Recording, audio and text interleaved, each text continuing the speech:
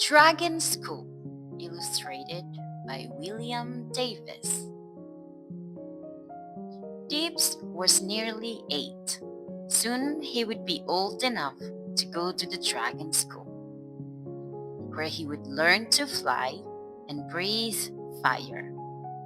He sat at the top of a hill, looking down at the school, ringing the little bell he liked to keep on the end of his tail. Can you spot the bell? Yeah. One of the older dragons flew overhead.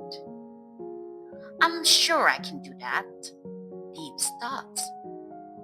But his little wings had not yet grown big enough to hold his weight, and he fell on his face.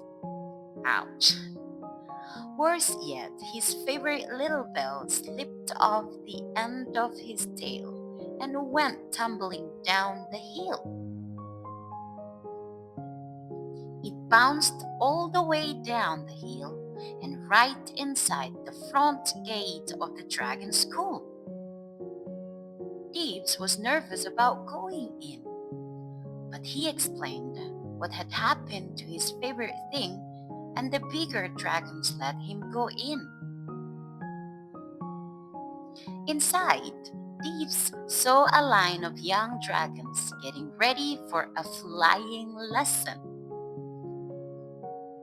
Right at the head of the line, Dibbs could see his bell lying on the ground. He didn't want to seem rude, so he joined the end of the line. Can you spot Dibbs? Yes, the smallest dragon. But before he got to the front of the line, another dragon scooped up his lovely bell with her tail. Oh. And she launched off the top of the rock before Dibbs could cry out. His beautiful bell went off into the sky with the other dragon. Oh no! Soon the dragon was at such great height that she would not have heard Dibbs' shouts. Dibbs tried to get the attention of the teacher to ask for help. Can you see the teacher? Clang! The bell dropped from the sky and landed on the head of the teacher. Oh no, it must be painful. Dibbs cringed at the sound.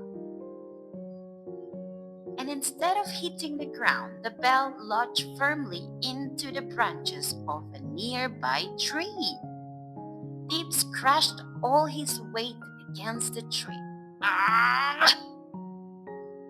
It was nowhere near enough to dislodge the bell. When he couldn't knock it down, Dibbs tried to climb up to retrieve the precious bell. The tree was high and Dibbs had not yet grown strong claws. He struggled up the trunk as far as he could, but the bell was still out of reach.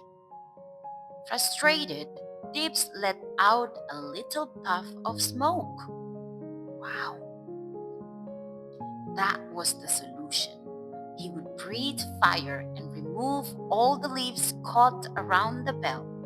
He took a great breath in, gathered the heat in his belly, and let out a tremendous gust of hot air. Oh no, what will happen to the tree? The leaves disappeared into ash. Oh no, no more leaves. And Dibbs could grab his beloved bell. The teachers weren't very happy with the scorched tree on their grounds, and Dibbs got a bit of a scolding. Maybe he could wait a little while to go to Dragon School after all. He was just glad that he had his shiny toy.